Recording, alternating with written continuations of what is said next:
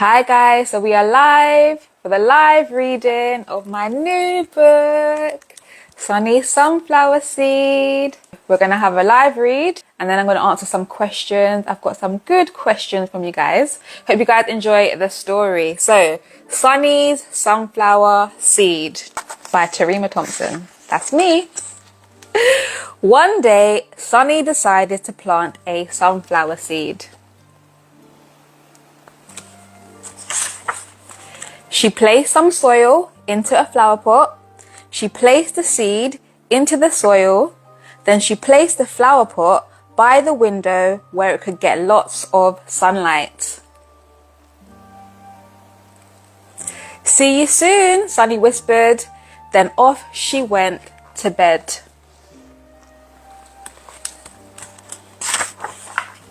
The next morning, Sunny dashed down the stairs as fast as she could. She just couldn't wait to see her sunflower. She ran into the kitchen and over to the windowsill.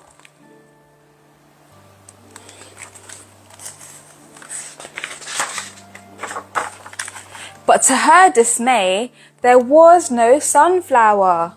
Only the seed in the soil in the flower pot upon the windowsill. Sunny hung her head. "I thought I'd see you soon," she said sadly.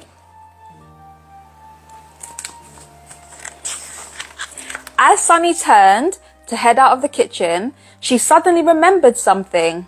Water! Seeds need water. So she filled up a spray bottle at the sink, then went back over to the window to water her seed. Not too little, not too much, but in the middle is just the right touch, Sunny sang. When she had finished, Sunny let out a little giggle and said, "See you soon, little sunflower." Then off she went to get ready for school.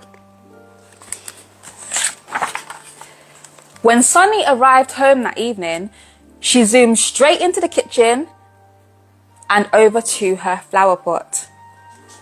But to her disappointment, there was no sunflower. Only the seed in the soil in the flower pot upon the windowsill. Sunny sighed and drooped her shoulders. "I thought I'd see you soon," she said. As Sunny turned to leave the kitchen, she suddenly remembered something else. Time. Seeds need time. So Sunny waited a little bit longer. She slept, woke up and watered her seed. She slept and woke up again. She slept, woke up and watered her seed again. And again, and again, and again, and again, and again, and again. The following morning, Sunny sprinted down the stairs as fast as she could. She just couldn't wait to see her sunflower. But as Sunny glanced into her sunflower pot, her smile suddenly turned upside down. To her frustration, there was still no sunflower. Only the seed in the soil in the flower pot upon the windowsill. Sunny stamped her foot and lowered her eyebrows. "I've had enough. I don't understand. Why aren't you growing?" Right then, Sunny uncovered the seed to see what was happening beneath the soil. And her frown instantly turned upside down. To her surprise, the seed had split and a little sprout grew out of it. It just wasn't yet big enough to poke its head through the surface of the soil.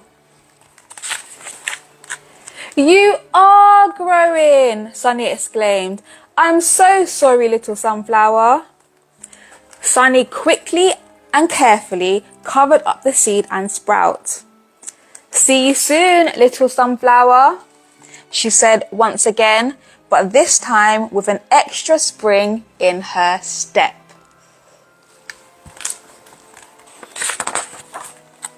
When the next day arrived, Sunny rushed down the stairs and into the kitchen as fast as she could. And as she reached her sunflower pot, her smile became even brighter.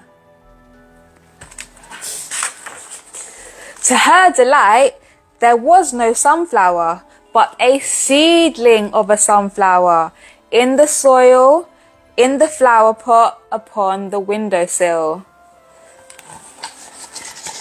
"Oh, hello, little sunflower," Sunny squealed. "I'm going to take good care of you."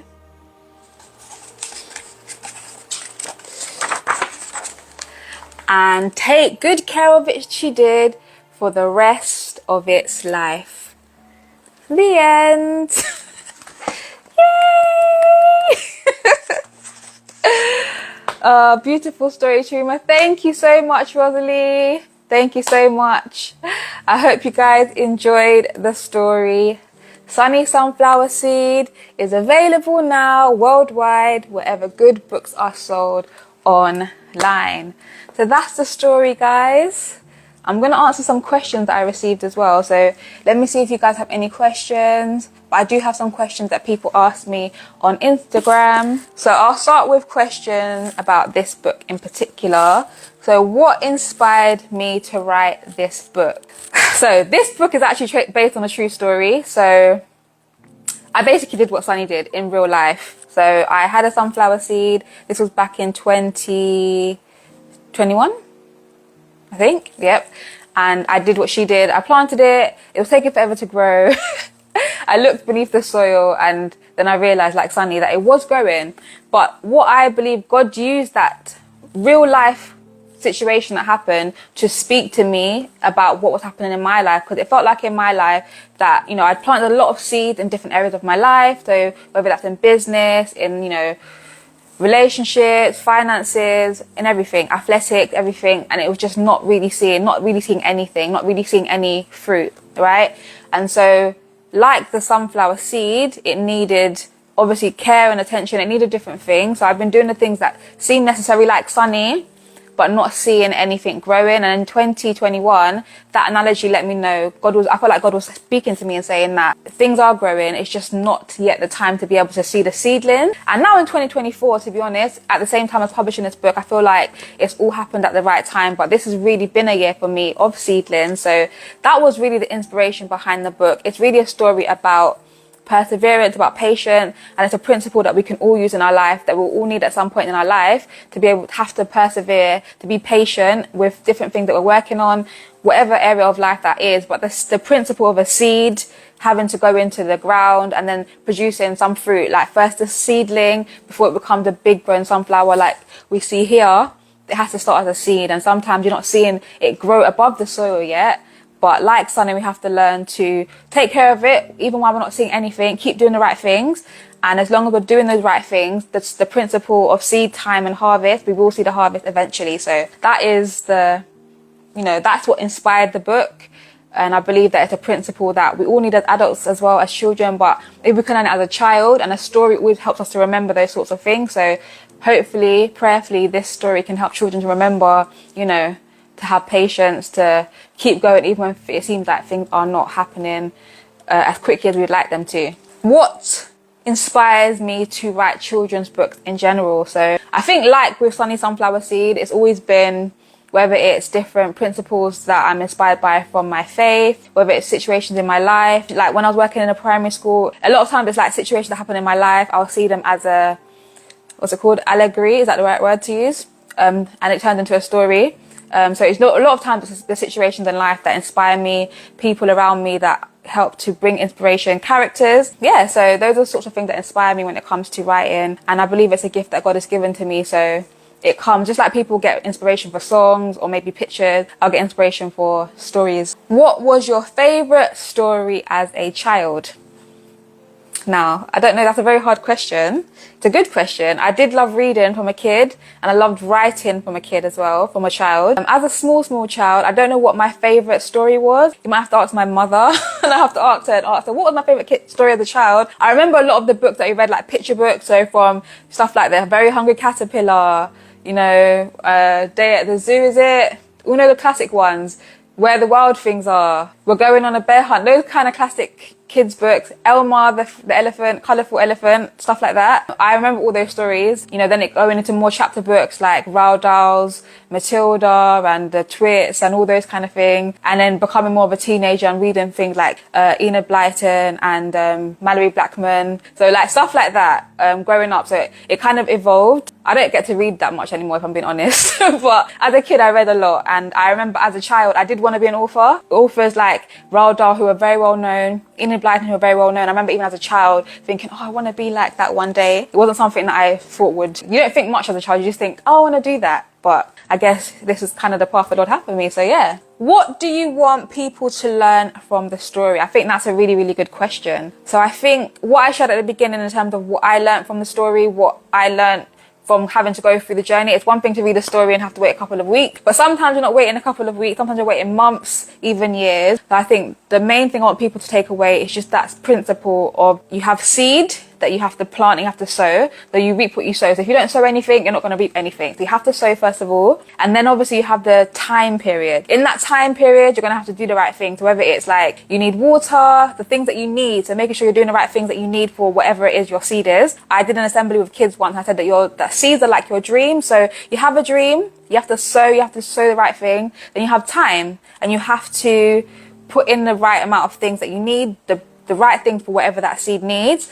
But then you will get harvest, but a lot of times you have to be patient, you have to wait, most times longer than you're willing to wait, but in that period you develop and you grow. So I hope that this story helps us to learn seed, time and harvest, and that even if things are not happening as quickly as we want them to, that you will see even a seedling, which just shows that it is growing, right? Eventually, if you don't give up. So I want to share one more thing actually about the illustrations. The book was illustrated by a young lady named Erin K. Pearson, who is an amazing graphic designer, and she was able to illustrate this book for me. And I really, I'm so grateful to her gifting, and that she was able to bring my vision to life. So like I said, I wrote this story back in 2021. So I've had to wait myself for it to become published, and it's been published at the right time, I believe. It's the right timing for it to be published, right? But with regards to Sunny, you know, I wanted her to look like a sunflower. So obviously a sunflower, you have a brown face and yellow hair, but then also I like to represent different like cultures in stories. So you can get black people who have blonde hair. So she's of Melanesian descent, and that's something that I love. She has a gap tooth. It's something that is in my family. So like my grandmother had it on my mother's side, and one of my brothers has it. So little things like this is important to me. And even with regards to, like, for example, if I show you guys the last page, there's little things that's been placed in there that you may not have noticed. So like, for example, I had a cat just before, up until lockdown, and that was, she actually played a part in my life. So I had her illustrated in the back here, little things like WWJD on her wrist, if you know what that means. And then like a diary, that's something that as a kid I used to love having diaries. Even now diaries is something that I utilize a lot. Even like the panda. So as a kid I had a panda. I used to suck my thumb, and I had a panda, and I squeezed him so hard that the head came off. so basically panda is like in here as well. So little things like that in the story. There's little special touches that I'm really grateful for the illustrator putting into this book. So yeah, guys, this is the book. Like I said, if you want to get yourself a copy, support me. I really appreciate it. Please leave a review if you have read it already. So you can leave a review on Amazon, Goodreads, even on our website, www.purekids.co.uk. It really helps other people when they're looking for books. You know, you yourself probably look at reviews. But if you leave a review, it's really helpful as an author to get reviews. It just helps with rankings, help when people are buying to make a decision as well. So yeah, I really appreciate you guys. Sunny Sunflower Seed is available now worldwide, wherever good books are sold online. So thank you so much guys for joining me live. Don't forget to like this video, to share it with your peoples, and I'll see you guys soon. Bye.